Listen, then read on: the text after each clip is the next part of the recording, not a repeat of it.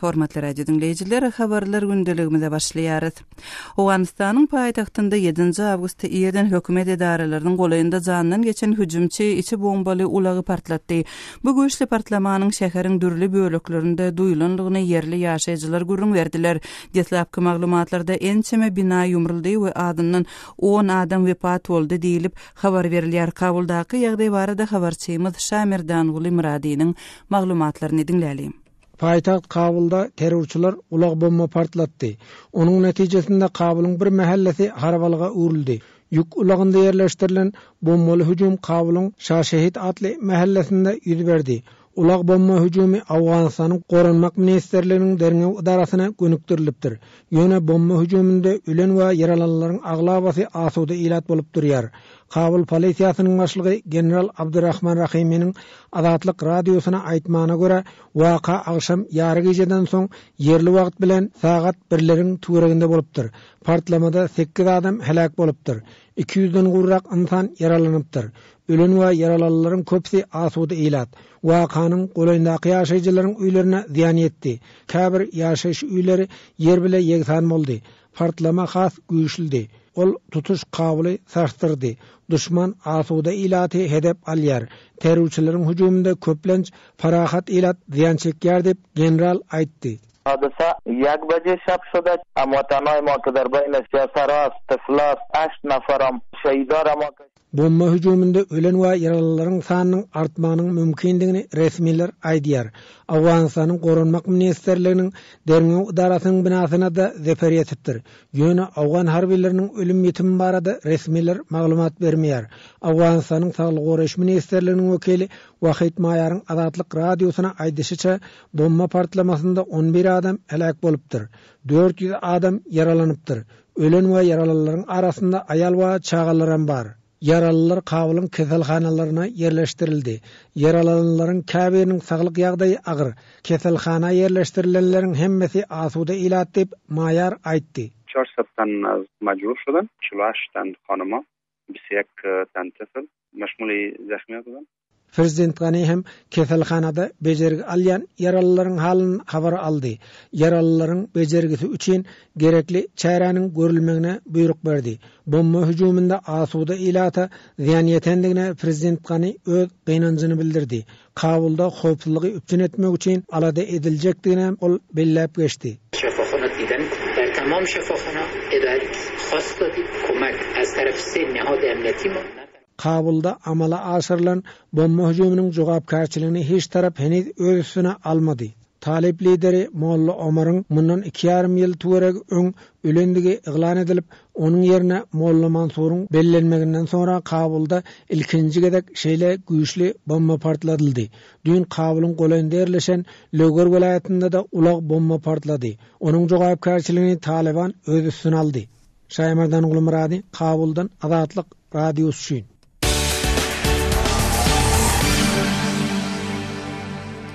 Gepliýär Azatlyk radiosy hormatly radio dinleýijiler, siz habarlar gündeligimizi dinleýärsiňiz. Azatlyk radiosy we Türkmenistanyň alternativ täzelikleri nesri bilen işleşen we ýetirim bolan jurnalist Tapar Mehmet Nepetguliýewiň ykbaly halkara jemgyýetçilik guramalarynyň üns merkezinde. Adam hukuklaryny goraýan Amnesty International guramasy 7 awgustda ýaýradan maglumatynda nirededigi nämälim Galyan Nepetguliýewiň bir aý golay wagtlap türkmen häkimetleri tarapyndan daşky dünýäden özüňelikde saklanýan bolmagyny belleýär. Nepetguliýewiň ykbalyna aladalanma bildirmegini dowam etdirýän halkara guramalary onun gynamalara we adalatsızlyga tezewar edilmeginiň ehtimallygyny belläp aladalanma bildirýärler. Amnesty International guramasynyň Nepetguliýew arada ýaýradan beýannamasynyň mazmuny bilen kärdeşim Sähra tanışydyr. Adam hukuklaryny gorap çykyş edýän Amnesty International guramasy Türkmenistanly jurnalist Nepetguliýewiň ykbaly bilen bagly gyssaly herekete geçmäge çağırýan beýanat ýaýratdy. Düýbi Londonda ýerleşýän guramanyň beýanatynda türkmen häkimetleri Nepetguliýewiň nirededigini aýan etmäge, onuň howpsuzlygy we tutsawlykda gynalmaýanlygy barada maşgalasyny habarly edip bu urda kepil geçmäge çağırylýar.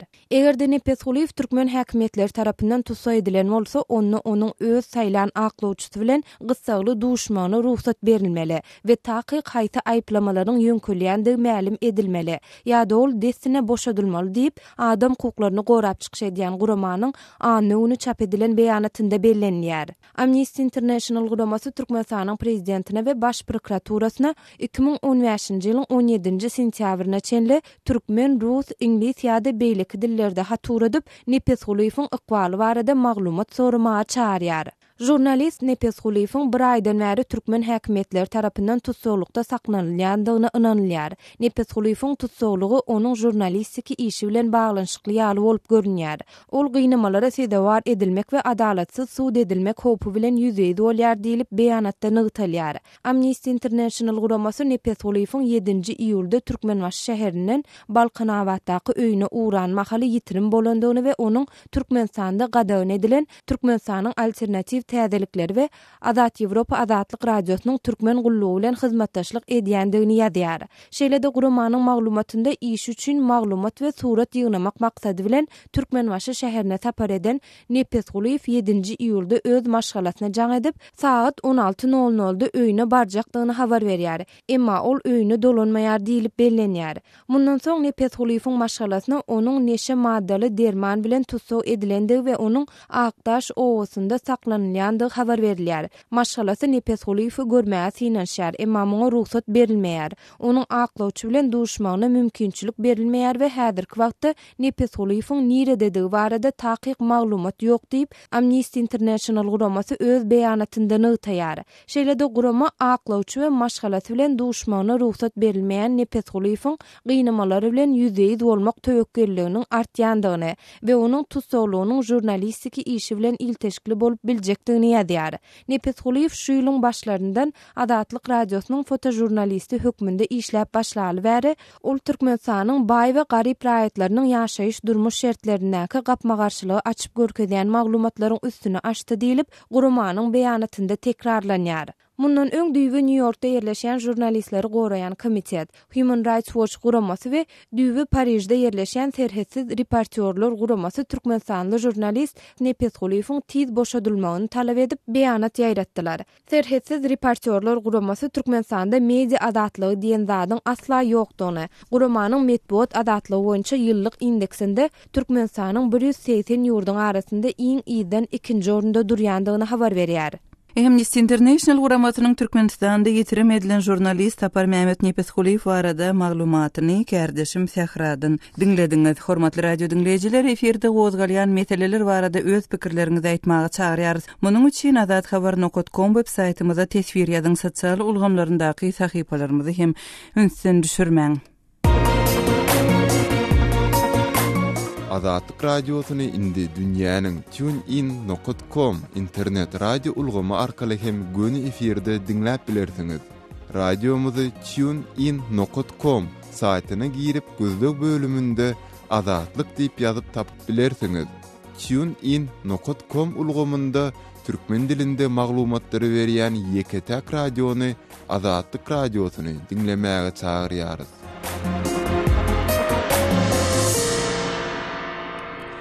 Gepleýär Azatlyk radiosyny habarlar gündeligimizi dowam etdirýäris.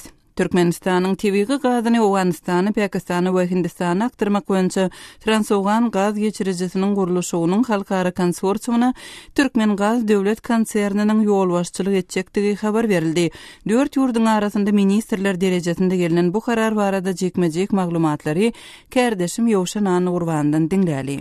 Türkmen TV gazyny Owganistany, Pakistany we Hindistany aşyrjak topuk gaz geçiricisiniň gurulşynyň halkara konsorsiumuna Türkmen Gaz döwlet konserni ýolbaşçylyk eder. Bu karar proýekte gatnaşýan 4 ýurduň ministrleriniň Aşgabatda bolan duşçugyny bir agzdan kabul edildi diýip Türkmen döwlet habarlar gurulugy 6 awgustda habar berdi. Habarda aýdylmagyna görä Türkmengaz Topuk Limited konsorsiumynyň ýolbaşçy hökmüni gurulşyk puwdagyna utgaşdyrmalary maliýeleşdirme, gaz geçirjiginiň eýetçiligine we ulanylşyna gödegçilik eder. Germaniýanyň Deutsche Welle radiosynyň AFP habar gurulugyna salgylanyp ýazmagyna görä Türkmenistanyň bir resmisi adynyň aýdylmalygy şerti bilen Aşgabatda kabul edilen kararyň 10 milliard dollarlyk proýekte daşary ýurt kompaniýalarynyň gatnaşmajagyny asla aňlatmaýanyny aýdypdyr. Türkmenistan daşary ýurt kompaniýalarynyň gatnaşmagyna konsorsiumyň işine ýol başçylyk eder we onu utgaşdyrar. Häzir olaryň teklipleri öwrenilýär diýip AFP habarlar gullugy bilen gürleşen türkmen resmi saýdypdyr. Ýönül anyk kaýsy kompaniýalaryň degişli teklipleri bilen ýüzlenenligini aýtmandyr. Olar Topuk konsorsiumynyň potensial liderleri Chevron, ExxonMobil we Total ýaly uly günwatar kompaniýalary bolar diýen habarlar çykypdy. Habarly Pakistan çeşmesiniň AFP habar gullugyna aýtmagyna görä Türkmenistan bu proýektiň ýol başçylygyny Total bilen gepleşiklerde dören problemalar sebäpli öz üstüne almaly bolupdyr. Gaza we Türkmenistanyň hakykatda öz gaz infrastrukturasy ýok we Aşgabat adatça daşary ýurt maýdarlaryna aksiýalaryň kontrol paketini bermekden boyun gaçyrýar we şeýlelikde potensial proýektler boýunça alalaşygy kynlaşdyrýar diýip AFP habar gullugy belleýär. Orsiýetiň Neftagaz uruw neşri Topuk halkara gaz geçirjisi proýektiniň ýol başçylar komitetiniň Aşgabatda geçen 22-nji duguşugyna Aziýa Ösüş bankynyň baş menejerleriniň hem gatnaşanlygyny bu bankyň 2013-nji ýyldan bäri proýektiň transaksiýa geňeşçisi bolup durýanlygyny aýdýar. Şeýledi neşir olal bu proýekde Total ýol başçy bolar diýip çak edilenligini, Chevron, ExxonMobil ýaly halkara kompaniýalarynyň düşnüksiz bir sebäbe görä proýekde ýol başçylyk etmek kararyna gelmeýänliklerini belleýär. İtartasyň Pakistanyň habar serişdelerine salgylanyp ýazmagyna görä Türkmenistanyň Hindistana çekiljek gaz geçirjisiniň gurulşy şu ýylyň dekabryna başlanar. Bu habar Pakistanyň premier ministri Nawaz Şerif bilen Türkmenistanyň ministrler kabinetiniň başlygynyň ornwasary Baýmurat Hoja Muhammedowyň duguşçylygyna eglan edilipdir. Şeýle de Hoja Muhammedow Şerifi proýektiň ilkinji kerpiçiniň goýulmagyna bagyşlanjak dawara gatnaşmaga çagyrypdyr we ol bu çakyrygy kabul edipdir. Topugyň uzunlygy 1814 kilometr bolup ol Türkmenistanyň günorta unnagorundan Owganistany, soňra Hırat we Kannagar şäherleriniň arasyndaky ýoldan Pakistany, ahir netijede bolsa Quetta bilen Multan şäherleriniň üstünden Hindistanyň Penjab ştatyna barar. Bu geçirji arkaly ýylda 38 milliard ýa-da günne 90 million kubmetr gaz geçirmek nazarda tutulýar. Kärdeşim Ýoşan Anna Gurbanyň maglumatyny dinlediňiz. Hormatly radio dinleýijiler, Azatlyk radiosynyň efir tolkunlarynda gozgalýan meseleler barada öz pikiriňizi aýtmagy çağırýar. Azathabar.com websaytymyza tesbir ýazyň ýa-da Moskwadaky goşmak belgisi 7-926-236-04-55 telefon nomerimize SMS ýollaň ýa-da jaň ediň. Elektron poçtamyzyň adresi hat email belgisi azatradio.org. Internet saytymyzda çap bolan täze multimedia maglumatlarymyzyň arasında şuun size Aşgabatda soňky ýyllarda ýumurlan ýaşaýyş massivlerini görkezýän infografiki hödürlýäris.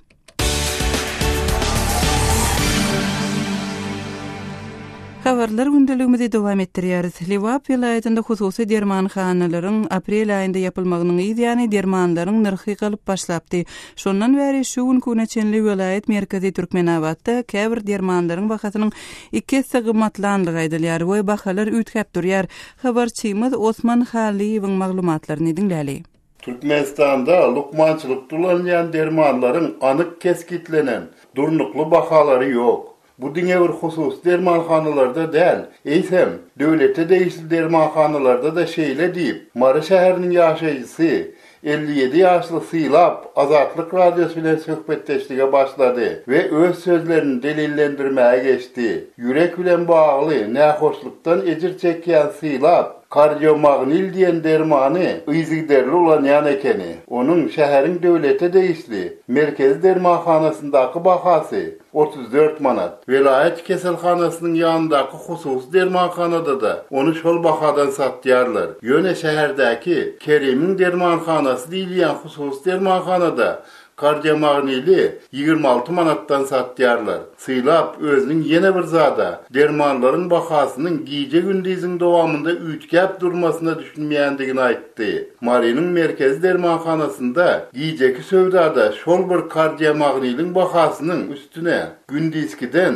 2 manat goşup 36 manattan satýarlar. Derman bilen bagly ýagdaý Liwap vilayatynda da mardakydan tapawutlanmaýar. Türkmenabad şäherindäki bir tarap Türkmenistan Türkmenistan köçesinin uğrunda yerleşen iň uly husus dermanhananyň we vilayatdaky beýleki husus dermanhanaların köpüsiniň yapylmagy bilen bahalar 1,5-2 hisse kymmatlapdyr. Şäher ýaşaýjylaryndan biri Mamajan öň agzalan dermanhanadan 12 manat alýan. Medapril dermanyny şu günler 18, käbir dermanhanalarda bolsa 22 manatdan satyn alýandygyny aýdýar. Dermanlaryň durnukly bahadan satylmaýandygyna şaýatlyk edýän ýene bir ýagdaý. Ol hem dermanhanalaryň tas hemmesinde diýýäli. Olaryň bahasy görkezlen habarnama bildirişdi. Dermanlaryň gabynyň daşynda ýazgy da ýok. Yokarda ada agzalan bir tarap Türkmenistan köçesinin uğrundaky yapılan dermanhanada alıcılara çek verilýän, onda satın alınan her bir dermanyň bahasy görkezlän ekeni. Şäheriň derýaçylar kiçi etrapçasyndaky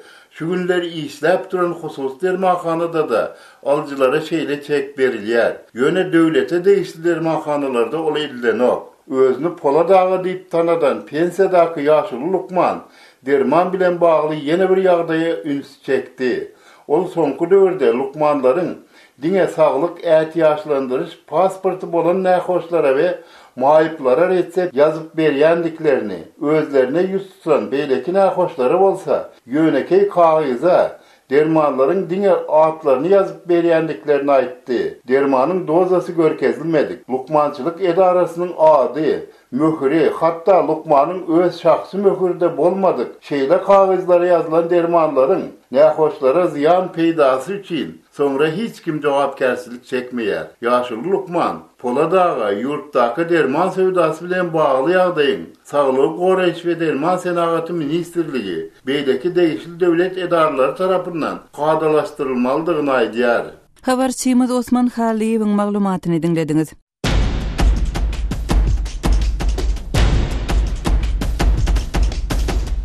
Azatlyk radiosynyň Azatlyk TV bölümi indi YouTube internet saytynda hem işläp başlady. Sahypamyzyň salasy youtube.com/azatlyk online. Azatlyk TV-niň YouTube-daky sahypasynda Türkmenistanlylaryň, dünýä türkmenleriniň durmuşy bilen bagly resmi metodda görkezilmeýän gyzykly we täsirli video ýazgylary, sesli şekilleri görüpilersiňiz. Şeýlede Azatlyk TV-de tegelik stol söhbetdeşliklerini milli we dünýä medeniýeti bilen bagly taýýarlanan materiallary hem tomoşa edip bilersiňiz. Ýatlaýar, bizi YouTube saytynda gözlek bölümine Azatlyk TV sözleri girizip tapyp bilersiňiz. Azatlyk TV tomoşaçy, gollawçy bolmagy çağırýar. Bizi izlerlen, bize ýazalyn. Azatlyk TV.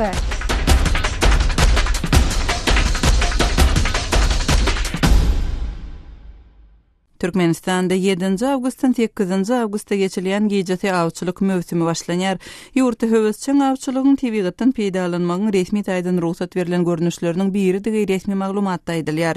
Göz öňünde tutulan resmi düzgünler we çäklendirmeler bilen bilelikde awçylaryň dürli kynçylyklary hem duçar bolýanlygy aýdylýar. Olar nämeden ibarat? Türkmenistanly ýa-da Jaman Murat Bugayew bu ýagdaý bilen gyzyklanyp gördi. Gelin kardeşim Sehranyň geçiren söhbetdeşligini dinläli. Aman rada Türkmenistanda käbir ýaşaýjylar awçylyk lisenziýasyny almakda käbir kynçylyklaryň bardygyny aýdýarlar. Bu kynçylyklar näme? Bu kynçylyklary birazda sanat geçip bolanok gönemen bollugynyň anyk atlaryny çok bolýan. Olary bilen ýurtda etrap vilayet derejesinde hereket edýän awçylar we barykçylar jemgyýetden jemgyýetden işi tas ýaşaýardy. Olaryň ady kağıt ýüzünde barym bolsa iş ýüzünde tas hereket etmeýär. Sebäbi şol awçylyk boýunça ok gerek edilýän bolsaň, lisensiýa edilýän bolsaň, şol lisensiýany ok gerek bermäge hukukly edara awçylar we barykçylar jemgyýetden edara bolýar. Bir ýagdaý şol jemgyýetiň işi türli diýen ýa taşady ýa-da ýatyp galdy. Ikinji ýagdaý ýurtda çarka diýilen ýaly bir garahana bar bizde. Şol çarkandan kimdir biri garahana o giren bolsa, döwlet tarapyndan şukweli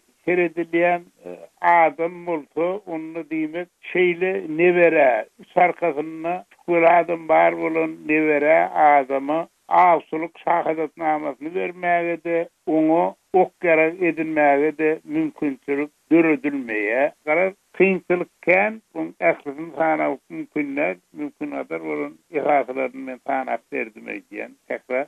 Amanrada siz şunu ýer bilen Türkmenistanyň şu aşawatdaky awçylar we balykçylar jemgyýetine jaňadyp hem şu lisenziýa almak meselesindäki şertler, ýagny bir raýat şu jemgyýetden awçylyk lisenziýasyny aljak bolsa näil şertlerden geçmeli. Bu barada maglumat soradyňyz. Size bu jemgyýetiň wekilleri ýa-da agzalary ýa-da resmiýleri näme maglumat berdiler bu barada? Men gılklanmama cemiyette düşünmek bilen garadılar. Olar edil bir adımızı tutma biz durmuş hakikatin sana aydalı bizden lisenziya azlık bolyan, bizden ruhut hatını teteğini azlık bolup duran adamlar juda azıydılar. Sebebi sol cemiyet öz borcunu dolu yerine yetirip bilmeyeneken mesela suç yurt boyunca Alaytada avsulara ok değer vermekte ulu kıyınçılıklar var. Olar satıldı yok diyen yani üstesine de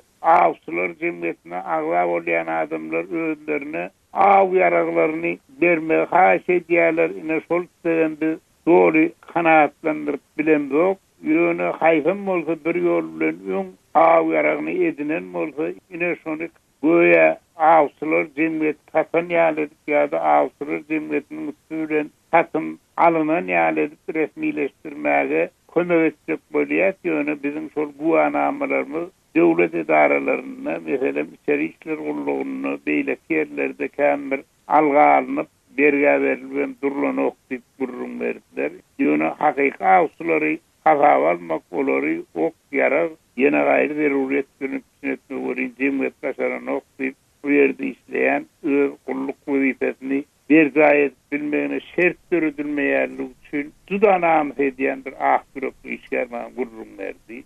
Kardeşim tekrarın Türkmenistanlı ýa-da Jaman Murat Bogaýew bilen geçiren söhbetdeşligini dinlediňiz. Hormatly radio dinleýijiler, Türkmenistanda aw awlamak bilen baglykda sizde nähili tejribeler bar bu temadan we Azatlyk radiosynyň gepleşiklerinde gozgalýan beýleki meseleler barada öz pikirlerinizi ma'lum etmek isleseňiz, azathabar.com web saytymyzda şeýle-de Facebook hem Kontakty sosial ulgamlaryndaky tahypalarymyzda tesvir ýazyň.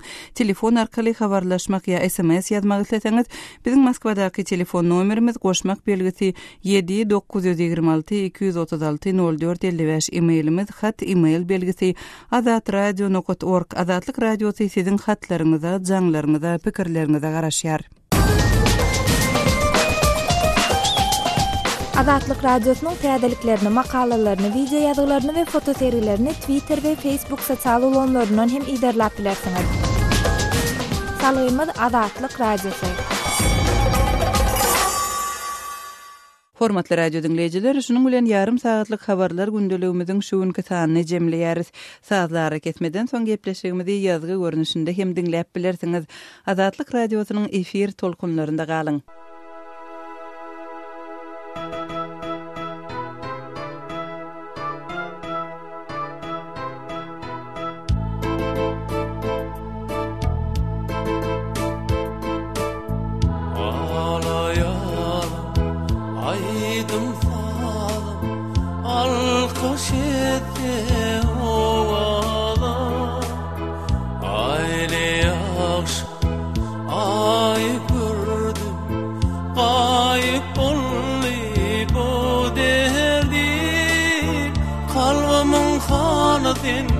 Hanı sultanıdin adıma min kurban senin sapan üçün senin öpan üçün ülfem etmen arman senin sapan üçün senin öpan üçün ülfem etmen